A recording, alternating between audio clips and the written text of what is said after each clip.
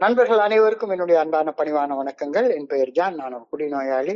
எல்லாம் வல்ல இறைவனோட அருளாலையும் தோழமையில் இணைந்து செயல்படுவதால் நான் பெற்றுக்கொள்ளக்கூடிய அனுபவம் தென்பு நம்பிக்கையாலையும் இன்னைக்கு ஒரே ஒரு நாள் நான் குடிக்கல, தெளிவா மன நிறைவா அமைதியா வாழ என்னாலான எல்லா முயற்சிகளையும் செய்து கொண்டிருக்கின்றேன். நண்பர் விமல்குமார் குறிப்பிட்டது போல கோயம்புத்தூர் ஒருங்கிணைப்பு குழு மனசாட்சியின் தீர்மானத்தின் அடிப்படையில் நடத்தப்படும் இந்த இரவு ஆன்லைன் மீட்டிங்ல ஒவ்வொரு நாளும் 24 hours a day, 24 மணித்துளிகள் ஒரு நாள் அப்படின்ற புத்தகத்துல இருந்து ஒவ்வொரு பக்கமாக எடுத்து வாசிச்சு விளக்கம் பார்த்து கலந்தாய்வு செய்து கூட்டத்தை நடத்தி கொண்டிருக்கின்றோம். அதன் தொடர்ச்சியாக நம்ம இன்னைக்கு வந்தடைந்திருக்கிற பக்கம் ஜூன் மாதம் 6ஆம் தேதி. இப்போ இந்த ஜூன் மாதம் 6ஆம் தேதிக்கான சிந்தனையை முதல்ல வாசிச்சுட்டு அதற்கப்புறமாக அதற்கான விளக்கத்தை பார்த்து கலந்தாய்வு செய்து கூட்டத்தை நடத்துவோம். இப்போ இந்த ஜூன் 6க்கான சிந்தனையை வாசிக்குமாறு நண்பர் விமல்குமார் அவர்களை அன்போட பணியோட கேட்டுக்கொள்றேன். Over to you, Vimal Kumar. June 6. Thank you very much. Thank you. 24 மணித்துளிகள் ஒரு நாள். ஜூன் 6. ஏஏ தோழமையின் இன்றைய சிந்தனை. மது அருந்தும் செயல் செய்து வாழ்வில் நாம் செய்த நமது குற்றங்களை தவறான முறையில் சரி செய்ய முயற்சித்தோம். நான் ஆரம்பத்தில் இருந்தே ஒரு குடிநோயாளியின் அழிவு சக்தி வாய்ந்த அம்சங்களை கொன்று இருந்தேன் என்று நம்புகின்றேன். எனக்கு தாழ்வு மனப்பான்மை இருந்தது. என்னால் எவருடன் இலகுவாக நட்பை உருவாக்கி கொள்ளும் திறன் இல்லாது இருந்தது. எனக்கு என் சக மனிதர்களுக்கும் இடையில் மிகப்பெரிய தடை சுவர் இருந்தது. நான் தனிமையில் வாடிக்கொண்டு இருந்தேன். வாழ்க்கையோடு சீருடன் ஒத்து வாழ என்னால் முடியவில்லை.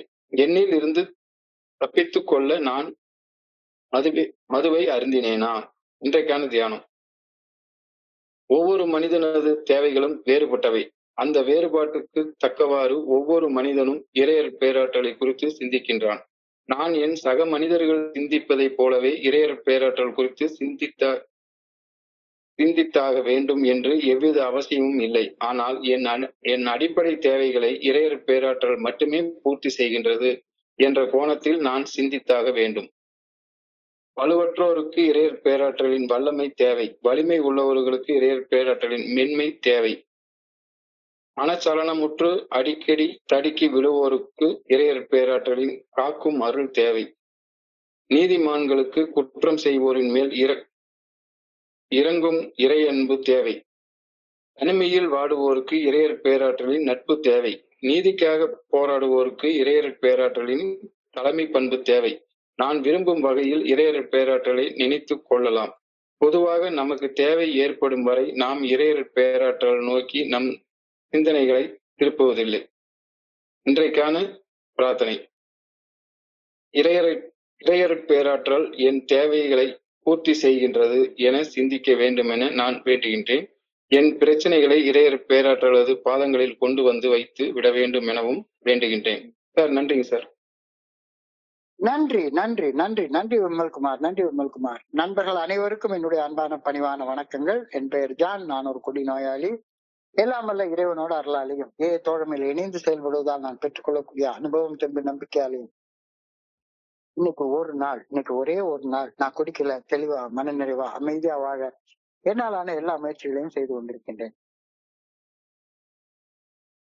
இறையில வந்ததுக்கு அப்புறம்தான் எனக்கு இந்த குடி நோய் அப்படின்ற பேரே தெரிய வந்துச்சு. அதுக்கு முன்னால எத்தனையோ நோய்களை பத்தி கேள்விப்பட்டிருக்கேன். ஆனா குடி நோய்னு ஒரு நோய் இருக்கு, ஆல்கஹாலிசம்னு ஒரு டிசீஸ் இருக்கு அப்படின்னு எனக்கு தெரியாது. கண்டிப்பா தெரியாது, சத்தியமா தெரியாது. இந்த குடி நோய்க்கு மனநல மருத்துவத்துல இன்னொரு பெயர் சொல்றாங்க. ஆல்கஹால் யூஸ் டிசார்டர், AUD அப்படின்னு சொல்றாங்க. ஆல்கஹால் யூஸ் டிசார்டர், அதாவது மது அருந்தும் பழக்க கோளாறு அப்படின்னு சொல்றாங்க. மது அருந்தும் பழக்க கோளாறு, ஆல்கஹால் யூஸ் டிசார்டர் அப்படின்னு ஒரு பேர் சொல்றாங்க. அதாவது என் வாழ்க்கையில ஏதோ ஒரு சிரமம் இருக்கு, ஒரு கஷ்டம் இருக்கு, ஒரு பிரச்சனை இருக்கு, ஏதாவது ஒண்ணு இருக்கு. அந்த சிரமத்தை, அந்த பிரச்சனைய, அந்த கஷ்டத்தை சமாளிக்கிறதுக்காக பொருத்தமற்ற என்னை நானே அழித்துக் கொள்ளக்கூடிய ஒரு பழக்கத்தை உருவாக்கி கொள்வது ஒரு கோளாறு. எனக்கு ஒரு கஷ்டம் வருது, பிரச்சனை வருது, அதை சமாளிக்கிறதுக்கு மது அருந்துறத பழக்கமா மாத்திக்கிட்டேன்னா இது மது அருந்தும் பழக்க கோளாறு, ஆல்கஹால் யூஸ் டிசார்டர் அப்படின்னு சைக்காலஜில சொல்றாங்க. Alcohol use disorder. Alcohol use disorder is frequently a maladaptation coping mechanism for managing life's difficulties. இது வந்து சைக்காலஜி கொடுக்கிற டெபினிஷன். அது அருந்தும் பழக்க கோளாறு அப்படின்னு ஒரு பேர் வேற வச்சிருக்காங்க. உணர்ச்சி, உணர்வு, உளவியல், சமூக பிரச்சனைகளுக்கு அதை தவிர்க்கிறதுக்காக, அதை மறைக்கிறதுக்காக, அல்லது அவற்றை தற்காலிகமாக தீர்த்துக்கிறதுக்காக ஒரு மருந்து போல தோற்றம் அளிக்கக்கூடிய மதுவை பயன்படுத்துற உள்ளார ஒரு உணர்வு தடுமாற்றம் உண்டாகுது, ஒரு உணர்ச்சி தடுமாற்றம், உடம்புல ஏதாவது ஒரு நோய், ஏதாவது ஒரு உளவியல் பிரச்சனை, மன அழுத்தம், சமூக பிரச்சனை, வீட்டு பிரச்சனை, யாராச்சும் என்ன திட்டான், அந்த பிரச்சனை, இந்த பிரச்சனை, ஏதாவது ஒரு பிரச்சனை, இந்த பிரச்சனையை தவிர்ப்பதற்காக அல்லது மறைக்கிறதுக்காக அல்லது இந்த பிரச்சனைக்கு தற்காலிகமாக ஒரு தீர்வு காண்றதுக்காக ஒரு மருந்து போல நான் மதுவை பயன்படுத்த ஆரம்பிச்சிடறேன். இதனால் உருவாகும் மன அழுத்தத்தை தவிர்க்க அல்லது சமாளிக்க அல்லது உணர்வு ரீதியிலான அதிர்ச்சியிலிருந்து மீள இந்த மது என்ற சப்ஸ்டன்ஸ் ஒரு சாதகமாக இந்த சமுதாயத்துல எல்லாராலையும் பயன்படுத்தப்படுது. அது யதார்த்தமா பாக்குறோம்.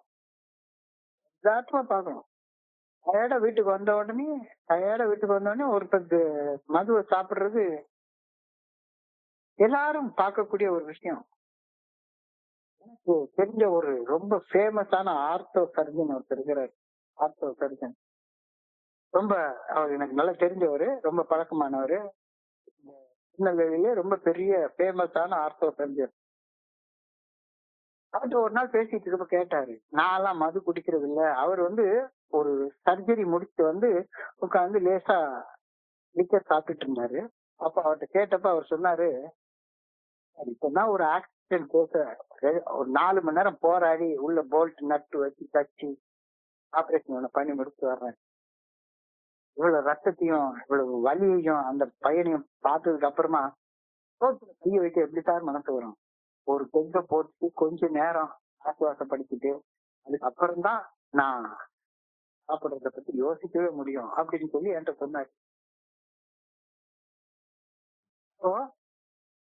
என்னுடைய பிரச்சனைகளை தவிர்ப்பதற்காக, மறைப்பதற்காக அல்லது அவற்றை தற்காலிகமாக தீர்ப்பதற்காக அந்த அவ்வளவு பெரிய டாக்டரே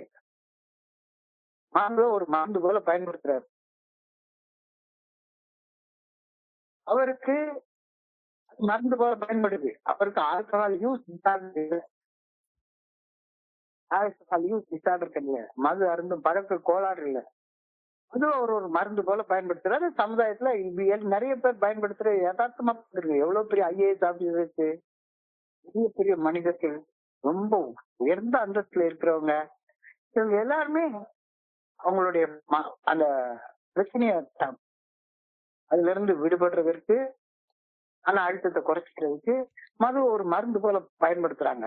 ஆனா இந்த மது அருந்தும் பழக்க கோளாறு, குடி நோய், ஆல்கஹாலிசம், ஆல்கஹால் யூஸ் டிசார்டர், இது என்ன மாதிரி சில பேருக்கு சேர்ந்துக்குது. என்ன மாதிரி சில பேருக்கு சேர்ந்து இது ஒரு மேல் அடாப்டிவ் கோப்பிங் சிஸ்டம் அப்படி சொல்லி உளவியல் சொல்றாங்க. பொருத்தமற்ற சமாளிப்பு முறை.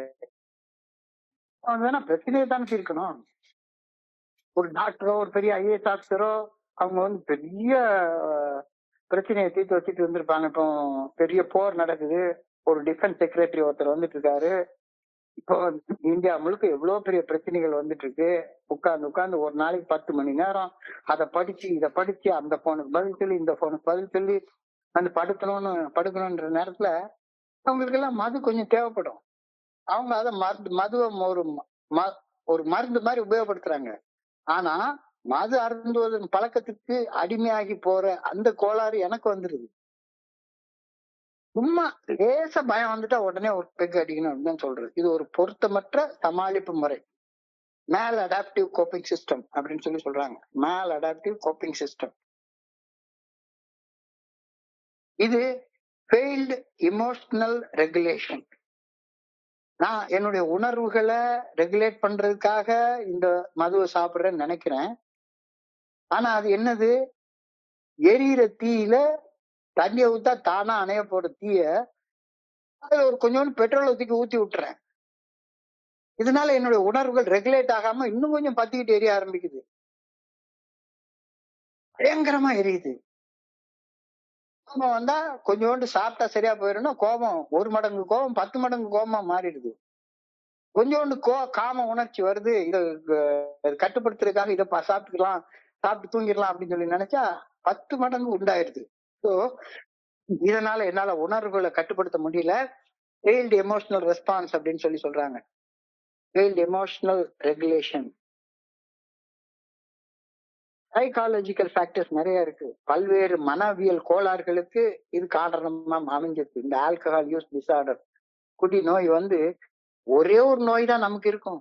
ஆனா குடிச்சு குடிச்சு குடிச்சு குடிச்சு 1000 நோயை உள்ள உண்டாக்கி வச்சுக்கிறோம். மன அழுத்தம், டிப்ரெஷன், அது இதுன்னு ஏகப்பட்ட நோய்களை உண்டாக்கிக்கிறோம். இந்த ஆல்கஹால் யூஸ் டிசார்டர் நம்மளுடைய சுற்றுச்சூழலையும் பாதிக்குது. நாம மட்டும் பாதிக்கப்படல, நம்ம குடும்பத்தை சேர்ந்தவங்க பாதிக்கப்படுறாங்க, பொருளாதாரம் பாதிக்கப்படுது, வீட்டுல சாப்பிடுறதுக்கு சரியான சாப்பாடு இல்ல. ஸோ இது நல்ல தெரியுது. மேல் adaptive coping system, failed emotional regulation, ecological factors, environmental influences. பொருத்தமற்ற சமாளிப்பு முறை. Alcohol use disorder is frequently a maladaptive self-destructive coping mechanism for managing life difficulties. நான் என்ன நினைக்கிறேன், லைஃப் டிஃபிகல்டிஸை மேனேஜ் பண்றதுக்காக நான் குடிக்கிறேன்னு நினைக்கிறேன். ஆனா அது ஒரு பொருத்தமற்ற சமாளிப்பு முறை. ஏகப்பட்ட பிரச்சனைகளை அது தானா உண்டாக்கி விட்டுருது. பல்வேறு மனவியல், உளவியல் பிரச்சனைகளுக்கு, கோளாறுகளுக்கு காரணமாக அமைகிறது.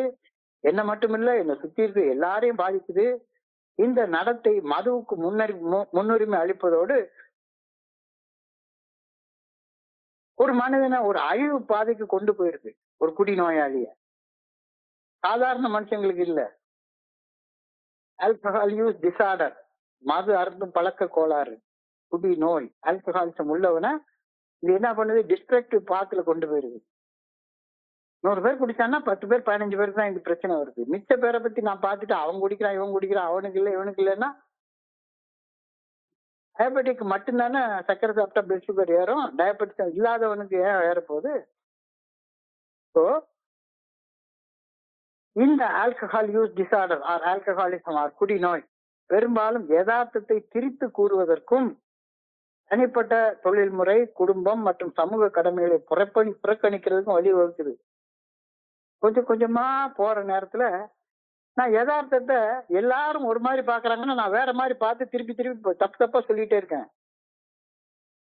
யதார்த்தத்தை டிஸ்டார்ட் பண்ணி சொல்றதுக்கும் திரித்து கூறுவதற்கும் என்னுடைய தனிப்பட்ட வேலையை விட்டு போய் குடிக்க ஆரம்பிக்கிறேன்.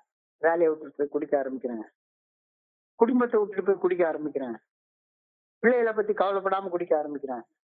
சமூக கடமைகளை புறக்கணிச்சுட்டு குடிக்க ஆரம்பிக்கிறேன். இதுதானே பிரச்சனை. இப்ப நான் வந்துட்டு அந்த டாக்டர் குடிக்கிறாரு, இந்த ஐஏஎஸ் ஆஃபீஸர் குடிக்கிறாரு, அந்த கமிஷனர் குடிக்கிறாரு, இந்த சிஇஓ குடிக்கிறாரு, எனக்கு தெரிஞ்ச அரசியல் பெரிய தலைவர் குடிக்கிறாரு. அவங்களுக்கு எல்லாம் ஆல்கஹால் யூஸ் டிசார்டர் இல்ல. எனக்கு இந்த கருத்து தான் இன்னைக்கு சிந்தனையுடைய முதல் வரியாக கொடுக்கப்பட்டிருக்கு. Drinking is a way we alcoholics express our maladjustment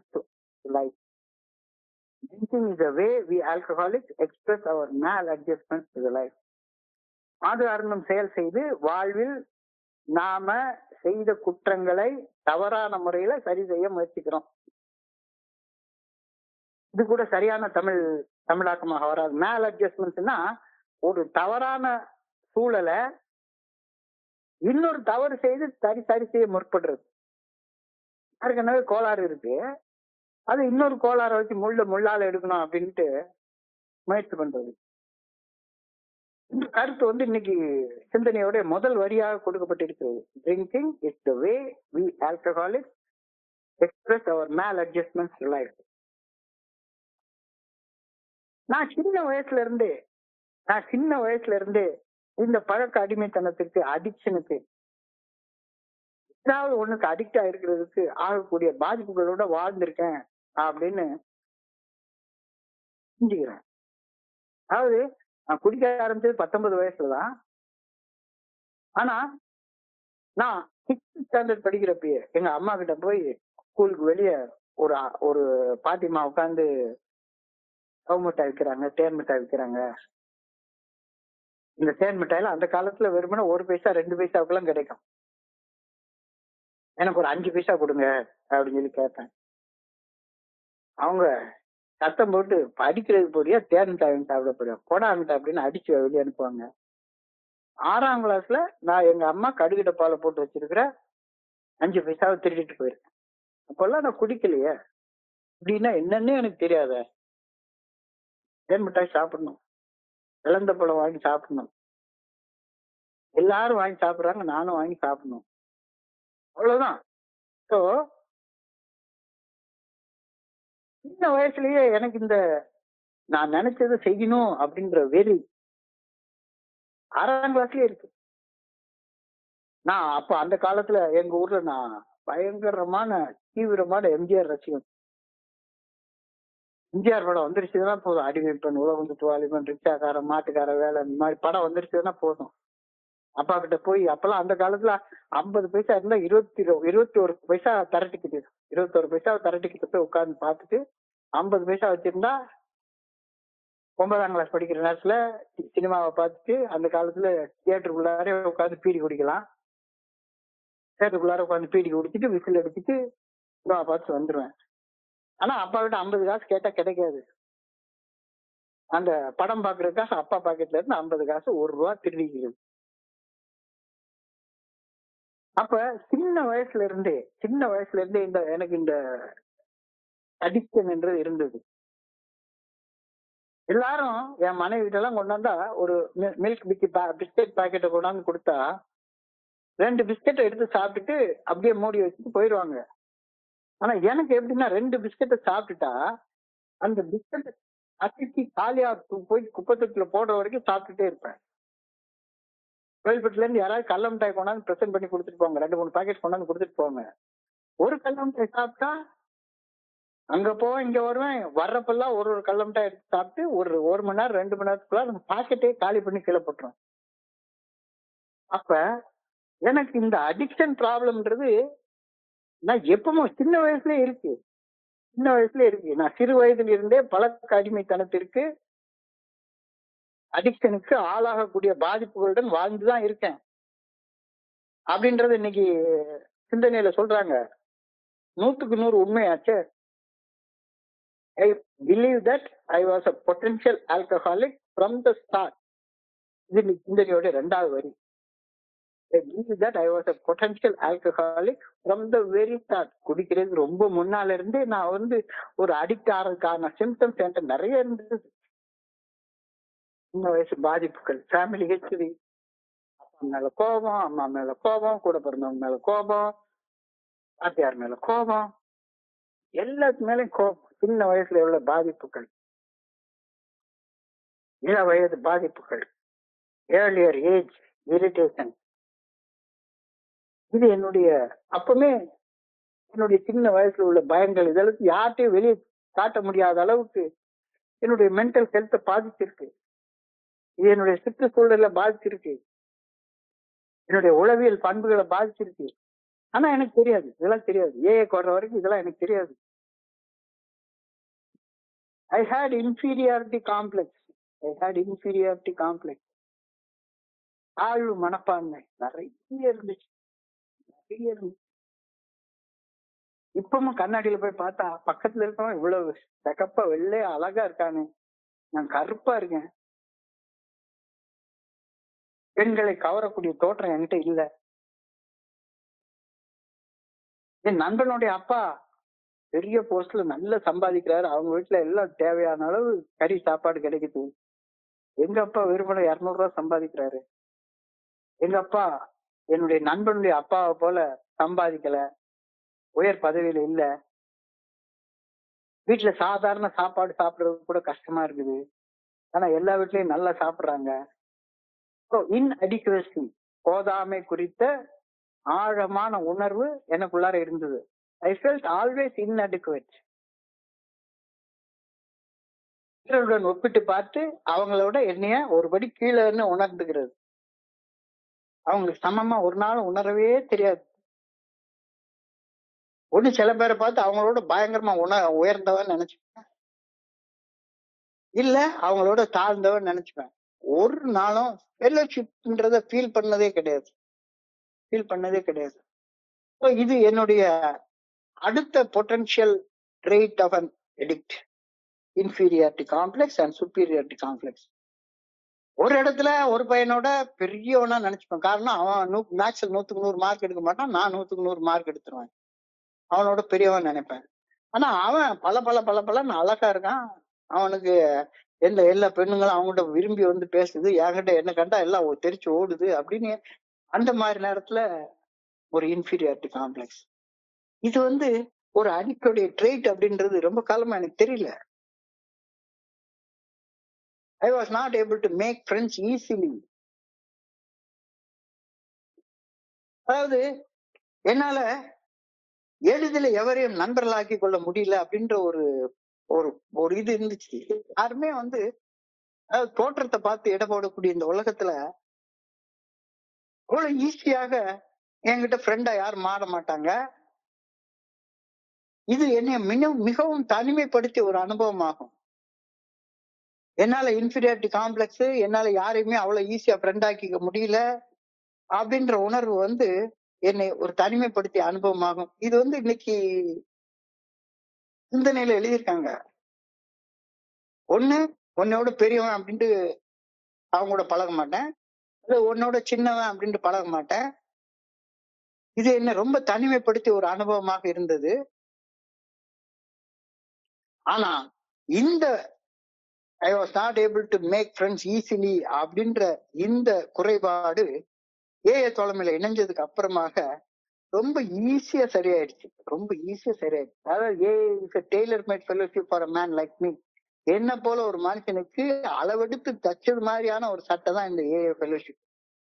எனக்கு கரெக்டா ஃபிட் ஆகுது. ஏஏ தோழமையில நண்பர்களை அணுகுவது இங்க மிகவும் எளிமையாக மாறிடுச்சு. அது எனக்கு வெளியெல்லாம் கிடைக்கவே இல்லை. யாருமே அவ்வளவு ஈஸியா ஃப்ரெண்ட் ஆக மாட்டேங்கிறாங்க. ஃப்ரெண்டா இருந்தவங்க கூட நான் பிஹேவ் பண்ற விதத்தை பார்த்து என்னைய விட்டு ஓடி போயிடறான். கடைசி நேரத்துல ஃப்ரெண்டே இல்லை. நிறைய பேர் ஃப்ரெண்டா இருந்தா கூட என்னுடைய பிஹேவியரை பார்த்துட்டு ஓடியே போயிடுறான். சோ ஏஏ தோழமையில சிந்தித்து செயல்பட ஆரம்பித்ததால் நண்பர்களை காயப்படுத்தும் நிகழ்வுகள் குறைய ஆரம்பிச்சது. இங்கேயும் யாரையாச்சும் நான் காயப்படுத்தினேன்னா பக்கத்துல இருக்க இன்னொரு குரூப் ஆரம்பிக்கிறேன்னு சண்டை போட்டுட்டு வெளியே போவேன். அது இங்கேயும் நடந்துட்டு இருக்கு. ஆரம்ப காலத்துல நடந்துச்சு. ஏஏ தோழமையில சிந்தித்து செயல்பட ஆரம்பித்ததால் நண்பர்களை காயப்படுத்தும் நிகழ்வுகள் குறைய ஆரம்பித்தன. இப்ப யாரையும் நான் காயப்படுத்துறது கிடையாது. அதனால என்னால ஈஸியா ஃப்ரெண்ட்ஸ் ஆக்கிக்க முடியுது, ஃப்ரெண்ட்ஸ் ஆகி பழக முடியுது. எனக்கும் என்னுடைய சக மனிதருக்கும் இடையில நான் உருவாக்கி வைத்திருந்த அந்த மிகப்பெரிய தடை சுவர் ஃபெல்லோஷிப்ல வந்தோடனே தடையே கிடையாது. இப்ப சோவரே கிடையாது. நான் எந்தெந்த கெட்ட பழக்கங்களை விடணும்னு நினைக்கிறேனோ அந்த கெட்ட பழக்கங்களை ஏற்கனவே விட்டுட்டவங்களோட ரொம்ப இயல்பாக நட்பாகிறேன். இதுதான் ஃபெல்லோஷிப். குடிக்கிறது நிறுத்தணும் அப்படின்னா குடிக்கிறது ஏற்கனவே நிறுத்தின நண்பர்களோட நீ போய் சேர்ந்துக்கோ, ஆட்டோமேட்டிக்கா ஈஸியா நட்பாயிடலாம். சிகரெட் குடிக்கிறத விடணும்னா சிகரெட் குடிக்கிறது ஏற்கனவே விட்டுட்ட நண்பர்களோட போய் சேர்ந்துக்கோ, ஈஸியா விட்டுறலாம். போன் பிக்சர் பாக்குறத விடணும்னு நினைச்சேன்னா போன் பிக்சர் பாக்குறத விட்டுட்ட நண்பர்களோட போய் ஃபெல்லோஷிப்ல சேர்ந்துக்கோ. எவ்வளவு எளிமையான ஒரு வழியை சொல்லி கொடுத்துட்டு இருக்காங்க. I was able to make friends so easily a fellowship. இது ஏ ஃபெல்லோஷிப் வர்றதுக்கு முன்னால எனக்கு தெரியவே இல்லை. தப்பு தப்பா ஃப்ரெண்ட்ஸ் தான் நான் உருவாக்கி கொண்டிருந்தேன். இப்ப சரியான ஃப்ரெண்ட்ஷிப், சரியான ஃபெல்லோஷிப் என்னன்றது எனக்கு புரியுது. There was a wall between me and other people. எல்லாத்துக்கும் இடையில ஒரு பெரிய சோரை கட்டி வச்சிருப்பேன். இந்த தடைச்சுவரை ஏஏ தலைமையில வந்து இணைந்து செயல்பட ஆரம்பிச்சதுக்கு அப்புறமாக ஆட்டோமேட்டிக்கா அந்த செவர் உடைஞ்சு போச்சு. ஏஏ தோழமைக்கு வர்றதுக்கு முன்னால and I was lonely. AA help me turn my loneliness into solitude. ரொம்ப அழகான வார்த்தை இது. இந்த உணர்வுகள் எல்லாமே ஏன் ஆல்கஹால் யூஸ் டிசார்டர் வந்துச்சுன்னா, எனக்கு எப்பவுமே தனிமை உணர்வு நிறைய இருந்துட்டே இருந்தது. I was lonely. AA fellowship help me turn my loneliness into solitude. இப்போ லோன்லினஸுக்கு சாலிட்யூடுக்கு என்ன வித்தியாசம்ப்பா? இந்த ஒண்ணுதானே, தனியா இருக்கிறது தானே. லோன்லினாலும் தனியா இருக்கிறது, சாலிட்யூட்னாலும் தனியா இருக்கிறது. அதுல 2 வார்த்தையில போட்டிருக்கிறாங்க. சாலிட்யூட்னா என்ன அர்த்தம்? தனிமை என்பது என்னுடைய புறம் சம்பந்தப்பட்டதல்ல, அது என்னுடைய அகம் சம்பந்தப்பட்டது அப்படின்ற பேருண்மைய தோழமையில நான் தெரிஞ்சுக்கிட்டேன். 30,000 பேர் உட்கார்ந்து இருக்கிற சேப்பாக் ஸ்டேடியத்துல நான் இருக்கும் போதும் 30,000 பேர் என்னை சுத்தி உட்கார்ந்து இருப்பாங்க. ஆனா என் மனசுக்குள்ளார தனிமையின் வேதனையை நான் உணர்ந்துகிட்டு இருப்பேன். எனக்கு எல்லாரும் விசில் அடிச்சு என்ஜாய் பண்ற மாதிரி என்னால என்ஜாய் பண்ண முடியாது. போதையில இருப்பேன். ஐயோ ஏதோ ஓசி டிக்கெட் கிடைச்சிருக்கேன்னு பார்க்க வந்திருப்பேன் ஒழிஞ்சு இந்த ஃபெலோஷிப்போட சேர்ந்து என்னால என்ஜாய் பண்ண முடியாது. Because I am lonely. I feel lonely. So loneliness என்பது என்னுடைய புறம் சார்ந்தது அல்ல, என்னுடைய அகம் சார்ந்தது. எவரும் இல்லாத பொட்டல் காட்டுல ஒரு மரத்தடியில் இருக்கும்போது கூட, தனியாக இருக்கும்போது கூட அனைவருடன் இணைந்த இணைப்புறவை உணர்வது இந்த சாலிட்யூட் அப்படின்றாங்க. அப்ப இந்த சாலிட்யூட்னா என்ன அர்த்தம்? இந்த சாலிட்யூட் ஏன்னா தமிழாக்கம் பண்றதுல எனக்கு ஒரு நாளைக்கு ரொம்ப ஒரு ஆர்வம் இருந்ததுனால இந்த சாலிட்யூட்னா என்ன, அதுவும் தனிமையும் தானே நான் நினைச்சிட்டு இருந்தேன். சாலிட்யூட்னா என்ன அர்த்தம் அப்படின்னு நான் யோசிக்கிற நேரத்துல ஒரு நாளைக்கு சேப்பாக்கத்துல நான் வேலை பார்த்துட்டு இருந்தேன். அண்ணா சமாதிக்கு எழுத்த மாதிரி மெட்ராஸ் யூனிவர்சிட்டி இருக்கு. இந்த மெட்ராஸ் யூனிவர்சிட்டிக்குள்ளார ஒரு பெரிய லைப்ரரி இருக்கு. சாதாரண லைப்ரரி, ரொம்ப பெரிய லைப்ரரி. அந்த காலத்து லைப்ரரி, அந்த காலத்துல உள்ள பெரிய பெரிய ஜேர்னல் எல்லாம் இருக்கும். நான் அந்த லைப்ரரி எப்பவுமே அந்த லைப்ரரியில் உள்ள ஜேர்னல் செக்ஷன்ல யாருமே இருக்க மாட்டாங்க, ஒருத்தருமே இருக்க மாட்டாங்க. அந்த ஜேர்னல் செக்ஷனுக்கு உள்ளார போயிட்டா உட்கார்ந்து அண்ணா ஸ்கொயர் பக்கத்துல கஞ்சா ஊத்திட்டு இருப்பாங்க. அந்த கஞ்சாவை வந்து சிகரெட்ல லோட் பண்றதுக்காக மெட்ராஸ் யூனிவர்சிட்டி லைப்ரரி உள்ளார போயிட்டா ஈஸியா லோட் பண்ணிக்கலாம் அப்படின்ட்டு அங்க போறது. எனக்கு அந்த லைப்ரரி அதனால தெரியும். ஏஐக்கு வந்ததுக்கு அப்புறமாக ஒரு நாளைக்கு சரி அந்த லைப்ரரிக்குள்ளார போய் ஒரு பெரிய டிக்ஷனரி உண்டு அங்க, ஆட்சி சொல் அகராதின்னு சொல்லுவாங்க. பாத்தீங்கன்னா ஒரு 8 புக்கா இருக்கும். அந்த புக்ல போய் சாலிட்யூட் அப்படின்னா என்னன்னு அந்த வார்த்தைக்கு அர்த்தம் தேடுங்க. லோன்லினஸ் என்றால் தனிமை, சாலிட்யூட் என்றால் ஏகாந்தம் அப்படின்னு அந்த அர்த்தத்தை போட்டு கண்டுபிடிச்சேன். From loneliness to solitude. இன்னைக்கு ரிஃப்ளெக்ஷன் எழுதியிருக்க மாதிரி பார்த்தா நான் தனியாக இருக்கிறப்ப வலி உணர்றேன், அதுக்கு பேரு லோன்லினஸ். நான் தனியாக இருக்கிறப்ப சந்தோஷமா இருக்கிறேன், அதுக்கு பேர் சாலிட்யூட். தனிமையிலிருந்து ஏகாந்தத்தை நோக்கி அப்படின்ற விஷயத்தை புரிஞ்சு கொண்டதற்கு அப்புறமாக தனியாக இருக்கும்போது வேதனையை உணர்வது தனிமை, தனிமையாக இருக்கும்போது பேரின்பத்தை உணர்வது ஏகாந்தம். தனிமை மனநிலையிலிருந்து ஏகாந்த மனநிலைக்கு மாறுவது. தனியாக இருக்கும் நேரத்தை துணை இன்பை என்று கருதாமல், எனக்கு யாருமே இல்ல, எனக்கு துணைய ஒருத்தருமே இல்ல, நண்பன் இல்ல அப்படின்றது கருதாமல், ஏற்கனவே எனக்கு கடவுளோடு இருக்கக்கூடிய உள்ளார்ந்த தொடர்பை ஒரு மதிப்பு மிக்க வாய்ப்பாக மாற்றுவது ஏகாந்தம் அப்படின்றது. ஏற்கனவே எனக்குள்ளார ஒரு ஒரு பெரிய ஆற்றல் இருக்கு. அந்த ஆற்றலை உணர்வதற்கான வாய்ப்பாக நான் தனியாக இருக்கக்கூடிய நேரத்தை நான் பயன்படுத்திக்கிட்டேன்னா அது சூப்பரா இருக்கும். இன்னைக்கு வந்து சாயங்காலம் ஒரு மீட்டிங்ல நான் பகிர்ந்து கொண்டேன், எமோஷனல் சொபரேட்டி அப்படின்ற மீட்டிங்ல. அந்த மீட்டிங்ல ஒரு நண்பர் பகிர்வை படிக்கிற நேரத்துல நான் தனியா தான் இருந்தேன், வீட்டுல தனியா தான் இருந்தேன். அந்த பகிர்ந்து கொண்ட நண்பர் வந்து என்கிட்ட பேசுற ஒரு ஃபீல் வந்து, அப்ப அவர் என் கூட இருக்காரு. அந்த புத்தகத்தை படிக்கிற நேரத்துல கீதையை படிக்கிற பரமாத்மா என்கிட்ட பேசுறாரு, கீதோபதேசம். நான் தான் அர்ஜுனன் அந்த நேரத்துல. பைபிளை படிக்கிறேன், அப்போ ஜீசஸ் என்கிட்ட பேசுறாரு. பிக் புக்கை படிக்கிறேன், பில் டபிள்யூ எழுத்துக்களை படிக்கிற நேரத்துல பில் டபிள்யூ என்கிட்ட பேசுறாரு. அப்ப எப்படி தனிமை இருக்கும்? இப்போ தனிமையை ஒரு திணிக்கப்பட்ட எதிர்மறையான நிலையாக நான் நினைச்சிட்டு இருக்கேன். அப்படி நினைக்காம தனிமையை ஒரு சுதந்திரமான வலுவூட்டும் தேர்வாக நான் பார்க்க பழகிட்டேன்னா தனிமை ஏகாந்தமா மாறிடும். ஆட்டோமேட்டிக்கா செல்ஃப் டிஸ்கவரி வந்துரும், கிரியேட்டிவிட்டி வந்துரும், விழிப்புணர்வு வந்துரும், படைப்பாற்றல் எனக்குள்ளார வந்துரும். எனக்குள்ளார இருக்கக்கூடிய அமைதியை நான் அக்செப்ட் பண்ணிப்பேன். புனிதமான மௌனம், சொல்லற சும்மா அமர்ந்திருக்கிறது. இது தனிமையை ஏகாந்தமாக மாத்துறது. தனியா இருக்கிறப்ப வலியை உணராம தனியா இருக்கிறப்ப ஆனந்தத்தை உணர்றது. மைண்ட்ஃபுல்னஸ், நிகழ்வறியா நிலையில இருக்கிறத விட்டுட்டு நிகழ்வறியும் நிலை, மைண்ட்ஃபுல்னஸ். எனக்குள்ளார என்ன நடக்குதுன்றது தெரியுது. Solitude is described as richness of self. ஏக அந்தம், richness of self. Loneliness is described as poverty of self. So இந்த இடத்துல எனக்குள்ளார ரொம்ப ரிச்னஸ் உணராம நான் என்னடா படைப்புது அப்படின்னு ஒரு செல்ஃப் பிட்டிலே வாழ்ந்துட்டு இருந்தது. I was not well adjusted to life. I was not well adjusted to life. வாழ்க்கையோட ஒத்து போகாதது போன்ற உணர்வு, தாங்க முடியாத மன அழுத்தம், நிறைவேறாத எதிர்பார்ப்புகள் அல்லது மாற்றங்களை சமாளிக்கிறதுல உள்ள சிரமம், இந்த காரணங்களால என்னால வாழ்க்கையோட அடாப்ட் பண்ணவே முடியல. Mall adjustment. அதனால தேவையில்லாத எவனாச்சும் ஒரு கிறுக்கனோட சேர்ந்துக்கிட்டு ஊர் சுத்திக்கிட்டு சீட்டு விளையாடிக்கிட்டு தேவையில்லாத தின்னுக்கிட்டு டீயை குடிச்சுக்கிட்டு சிகரெட்டை ஊதிக்கிட்டு வாழ்க்கையோட ஒத்து போகாத ஒரு நிலைமை. I was maladjusted to life. என்னிடமிருந்தே நானே தப்பித்துக் கொள்வதற்காக மது குடிக்கிறதையும் மது குடிக்கிறவங்களை நண்பர்களாக மாத்திக் கொள்றதையும் நான் தேர்ந்தெடுத்தேன். இதான் இன்னைக்கான சிந்தனைக்கான கேள்வி. Did I think escape from myself? என்கிட்ட இருந்து நானே தப்பிச்சு கொள்றதுக்காக இந்த மாதிரி குடிக்கிற செயல், குடிக்கிற நண்பர்களோட, கேடுகட்ட நண்பர்களோட போய் சேர்ந்து ஊர் சுத்தி என்கிட்ட இருந்து நானே தப்பிச்சுக்கிறதுக்காக இதெல்லாம் செஞ்சேனா? யோசிச்சு பார்த்து பதில் சொல்லு.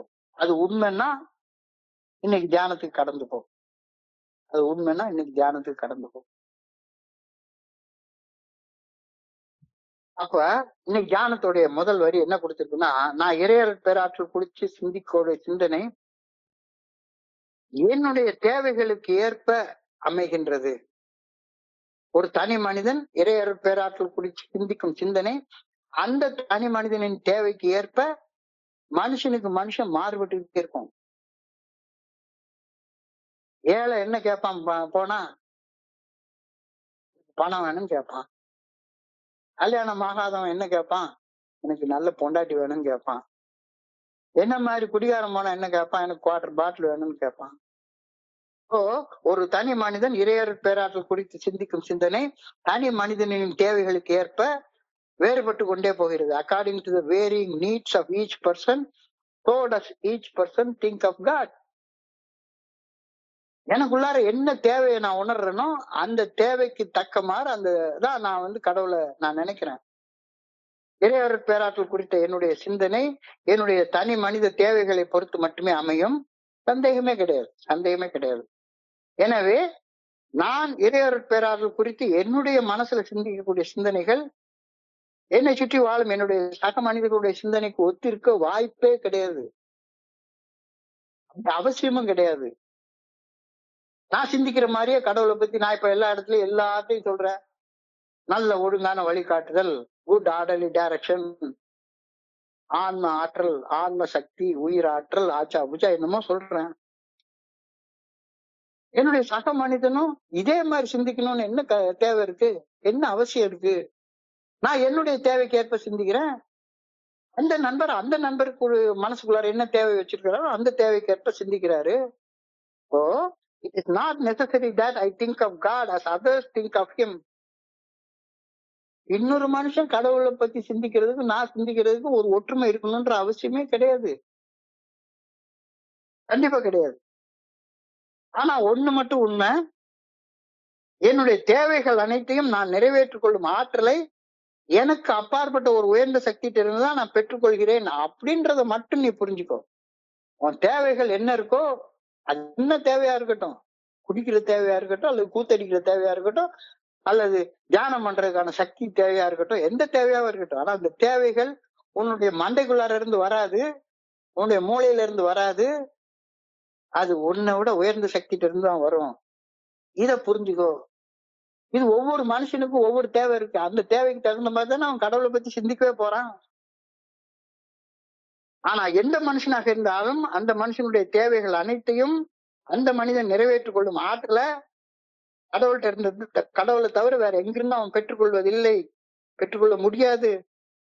It is necessary that I think of the good orderly direction of God to supply what I personally need.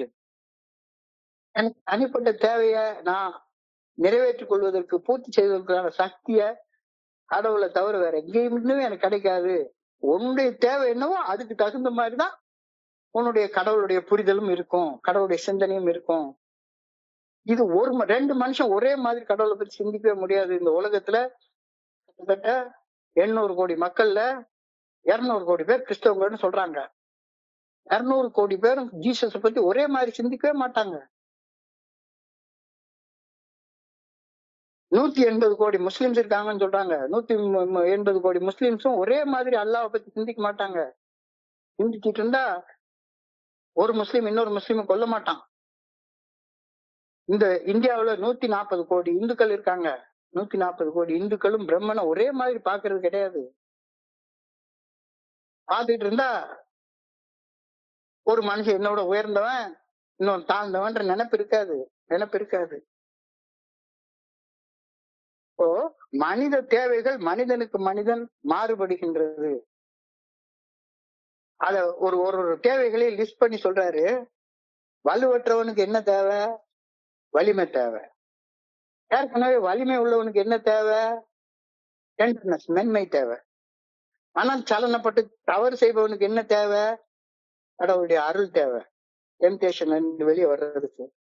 ஒருத்தர் ஏற்கனவே ரைச்சஸா இருக்கான், நீதிமானா இருக்கான், ஆனா அவனுக்கு அடுத்தவன் மேல இறக்கப்படக்கூடிய பண்பு இல்லைன்னா அவன் என்ன நீதிமான்? சோ நீதிமான்களுக்கு தேவை தப்பு செய்யறவங்க மேல இரக்கம் காட்டக்கூடிய இறை பண்பு தேவை.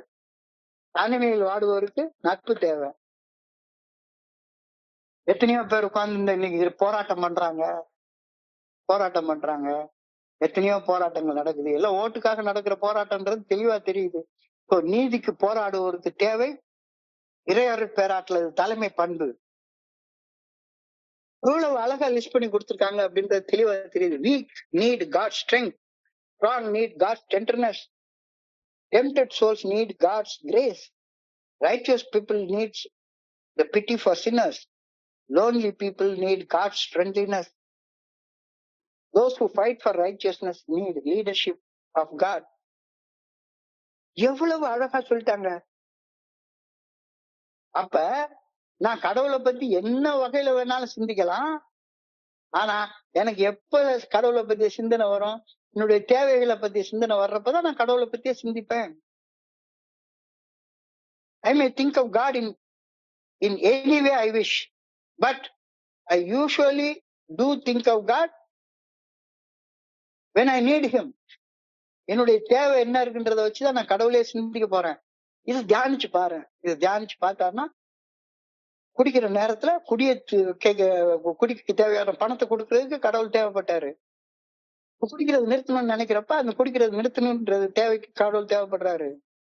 கோபத்தை நிறுத்துறதுக்கு கடவுளுடைய தேவைப்படுது. இல்ல கோபப்படுறதுக்கு மூளையோடைய ஆற்றல் போதுமானது. ரொம்ப அழகாக சொல்லிட்டாங்க. I usually do not turn to God until I need him. இந்த தியானத்தை தொடர்ந்து பிரார்த்தனைக்கு போறாங்க. I pray that I may think of God as supplying my needs. இறையருள் பேராற்றலின் தேவைகளை பூர்த்தி செய்கின்றது என நான் சிந்திக்க வேண்டும் என வேண்டுகின்றேன். I pray that I will bring all my problems to him and for help in meeting them.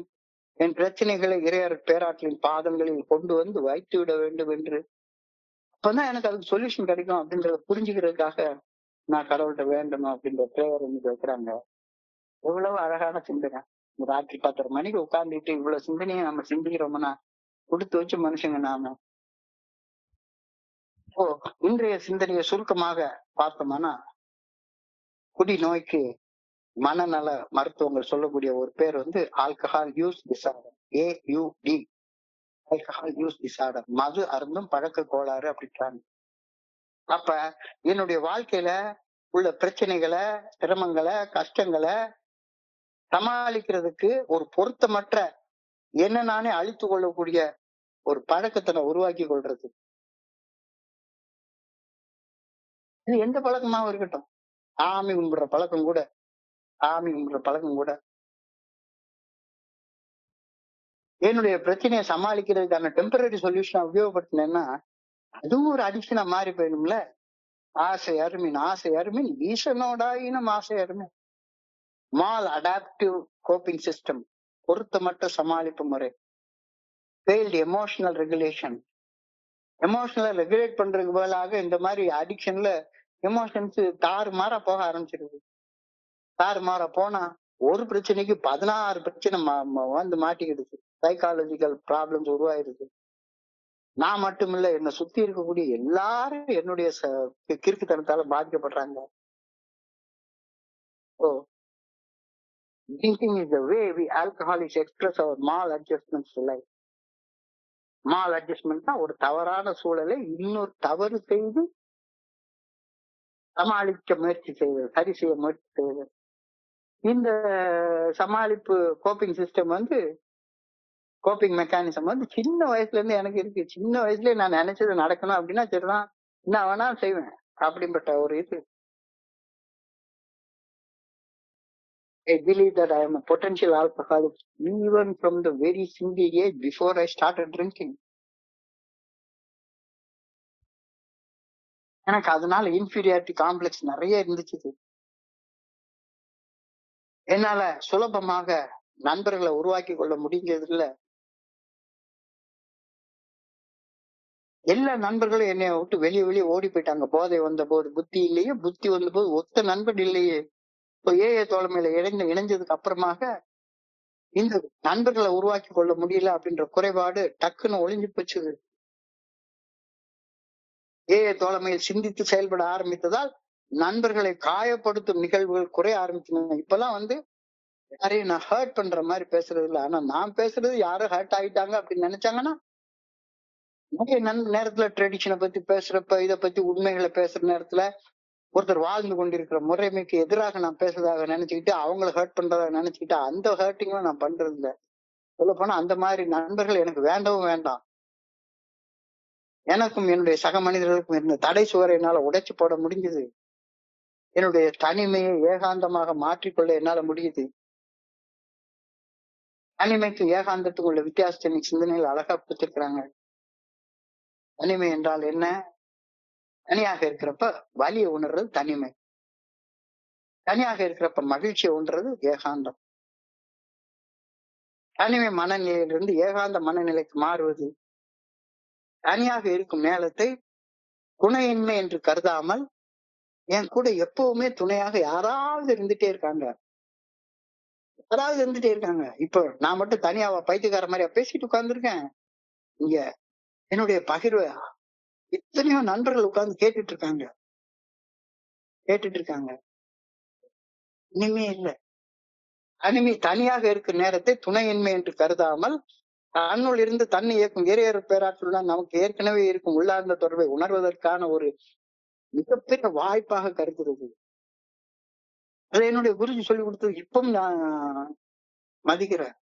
நான் ஒரு புத்தகத்தை படிச்சேன்னா அந்த புத்தகத்தை எழுதின நண்பர் என்னுடைய பேசுறாரு. நான் தனியாக இல்லை. என் book is a best friend அப்படிம்பாங்க. காலையில இருந்து சாயங்காலம் வரைக்கும் என்னால யாராச்சும் ஒரு நண்பரோட இருந்து சார் தனிமையை ஒரு திணிக்கப்பட்ட எதிர்மறையாக நிலையாக நினைக்காம